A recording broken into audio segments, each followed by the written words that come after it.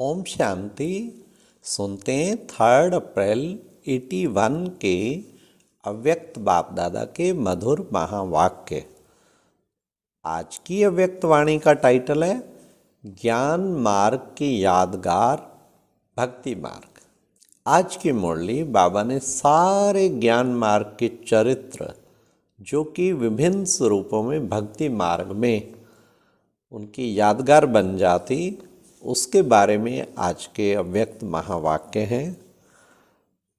तो पहला प्रश्न ये है, संगम की कौन कौन से संगम के चरित्र भक्ति के यादगार बन जाते। बाबा ने आज लगभग 7-8 चरित्र ऐसे बताए। दूसरा, वहम वाली आत्माएं कौन सा स्लोगन रटते रहेंगे। और तीसरा, रहम एवं अहम भाव वाली आत्माओं की क्या निशानी है। और लास्ट, आधार मूर्त आत्माओं को कौन सा अटेंशन रखना है। तो सुनते हैं 3 अप्रैल 81 की अव्यक्त वाणी, ज्ञान मार्ग की यादगार भक्ति मार्ग। आज मधुबन के तट पर कौन सा मेला है। आज अनेक नदियों और सागर का मेला है। हर एक छोटी बड़ी ज्ञान नदी पतित पावन बाप समान पतित पावनी है। बाप अपने सेवा के साथियों को देख रहे हैं। देश से विदेश तक भी पतित पावनी नदियां पहुंच गई हैं। देश विदेश की आत्माएं पावन बन कितने महिमा के गीत गाती हैं। यह मन के गीत फिर द्वापर में मुख के गीत बन जाते हैं। अभी बाप श्रेष्ठ आत्माओं के श्रेष्ठ कार्य, श्रेष्ठ जीवन की कीर्ति गाते हैं। फिर भक्ति मार्ग में अब सुनिए यादगार क्या क्या बनते जा रहे हैं। अभी बाप श्रेष्ठ आत्माओं के श्रेष्ठ कार्य, श्रेष्ठ जीवन की कीर्ति गाते हैं। फिर भक्ति मार्ग में कीर्तन हो जाएगा। अभी कीर्ति फिर कीर्तन। आगे सुनिए। अभी अतीन्द्रिय सुख की प्राप्ति के कारण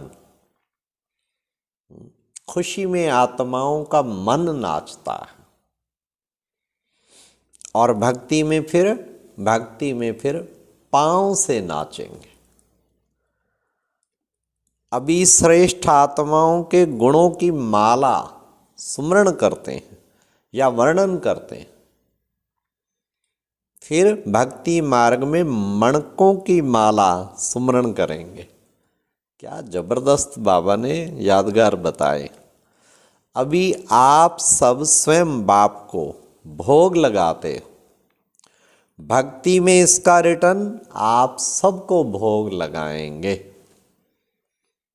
जैसे अभी आप सब सिवाय बाप को स्वीकार कराने के कोई भी वस्तु स्वीकार नहीं करते, ऐसे ही भक्ति में सिवाय आप देव आत्माओं को स्वीकार कराने के खुद स्वीकार नहीं करेंगे। कितना बाबा ने बताया आपस में मेल। पहले खुद स्वीकार नहीं करते हैं। पहले देवता पीछे हम। जैसे अभी आप कहते हो ना, पहले बाप फिर हम, तो सब कॉपी की है आप बच्चों की। आप याद स्वरूप बनते, वह यादगार के स्मृति स्वरूप रहते। और सुनते जाइए। जैसे आप सब अटूट व्यभिचारी, अव्यभिचारी अर्थात एक की याद में रहते, कोई भी हिला नहीं सकता, बदल नहीं सकता। ऐसे ही नौदा भक्त, सच्चे भक्त, पहले भक्त अपने इष्ट के निश्चय में अटूट और अटल निश्चय बुद्धि होते हैं। चाहे हनुमान के भक्त को राम भी मिल जाए तो भी बाबा ने कहा तो भी वह हनुमान के भक्त रहेंगे। ऐसे अटल विश्वासी होते हैं, मतलब अव्यभिचारी। आपका एक बल एक भरोसा इसको कॉपी किया। आप सभी अभी रूहानी यात्रु बनते। आपकी याद की यात्रा और उन्हों की यादगार की यात्रा।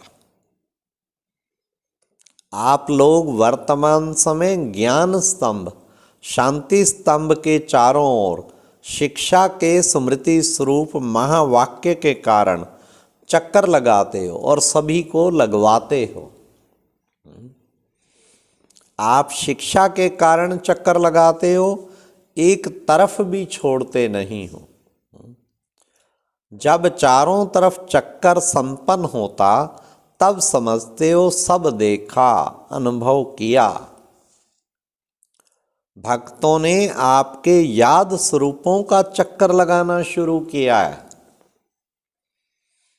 जब तक परिक्रमा नहीं लगाते तो भक्ति संपन्न नहीं समझते। सबका सब कर्म और गुण सूक्ष्म रूप से स्थूल रूप का भक्ति में कॉपी किया हुआ। इसलिए बाप दादा सर्वदेव आत्माओं को सदा यही शिक्षा देते कि सदा एक में अटल निश्चय बुद्धि रहो।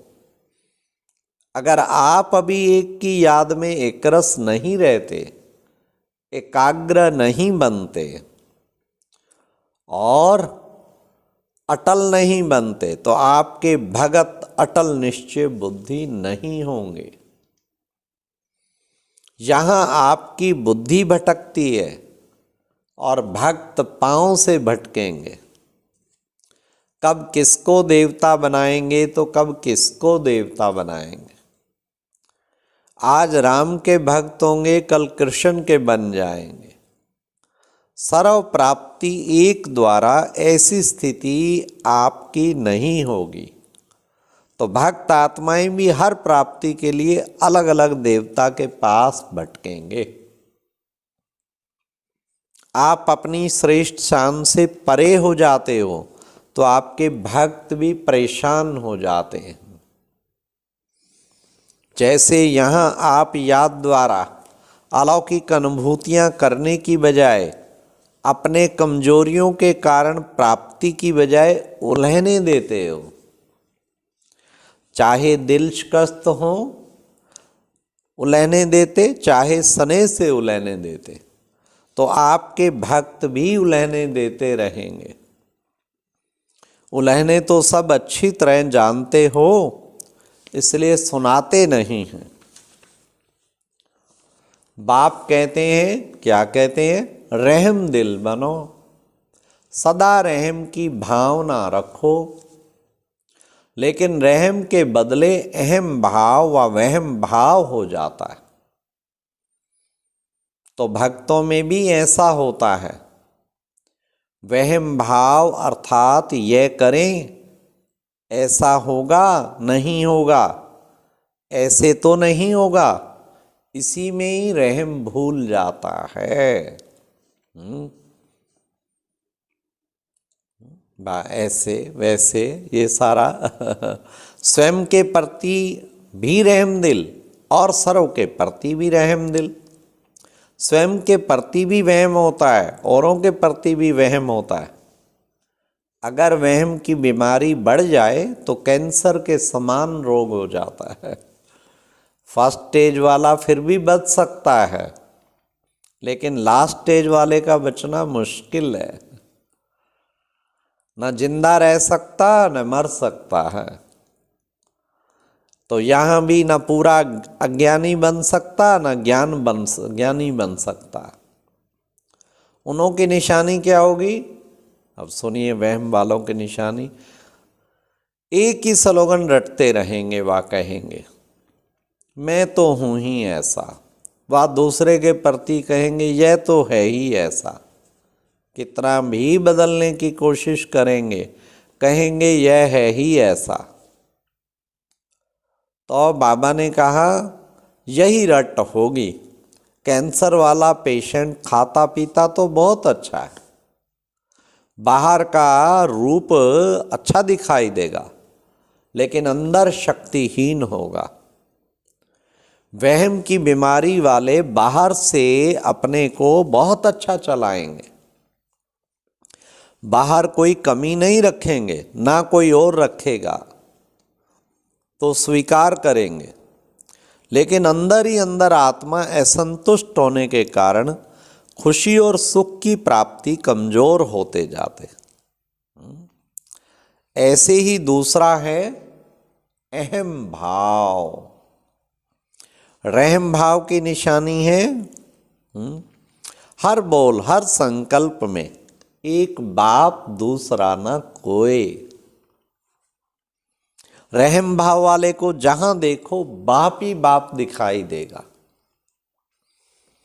और अहम वाले को जहां जाओ जहां देखो मैं ही मैं।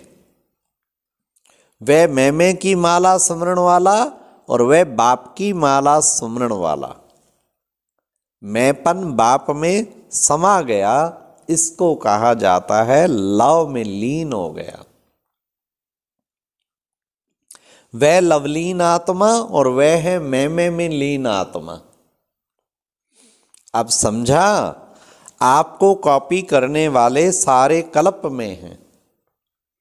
भक्ति के मास्टर भगवान हो, सतयुग त्रेता में प्रजा के लिए प्रजापिता हो, संगम पार बाप दादा के नाम और कर्तव्य को प्रत्यक्ष करने के आधार मूर्त हो।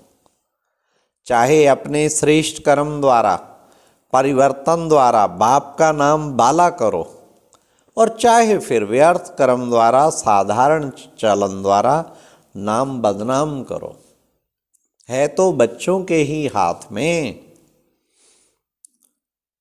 विनाश काल में वेश्य के लिए महान कल्याणकारी, महावरदानी, महादानी, महान पुण्य आत्माओं के स्वरूप में होंगे, तो सर्वकाल में कितने महान हो, हर काल में आधार मूर्त हो, ऐसे अपने को समझते हो। आदि में भी, मध्य में भी और अंत में भी तीनों ही काल का परिचय स्मृति में आया। आप एक नहीं हो, आपके पीछे अनेक कॉपी करने वाले हैं। इसलिए सदा हर संकल्प में भी अटेंशन। ऐसे तीनों कालों में महान, सदा एक बाप की स्मृति में इसके समर्थ स्वरूप, सदा रहम दिल, हर सेकंड प्राप्ति स्वरूप और प्राप्ति दाता, ऐसे बाप समान सदा संपन्न स्वरूप आत्माओं को बाप दादा का याद प्यार और नमस्ते। तो आज बाबा ने कितना सुंदर, हाँ, बच्चे तुम्हारे पीछे एक एक के पीछे अनेक कॉपी करने वाले हैं, और वहम की बीमारी ना हो, रहम पूरा रखो, और अहम की बीमारी भी ना हो। और कितना हर कर्म हमारा यादगार बनता जा रहा है, ये सब अटेंशन रखना है। ओम शांति। और अब यह एक बहुत अच्छी वीडियो भी जरूर देखें।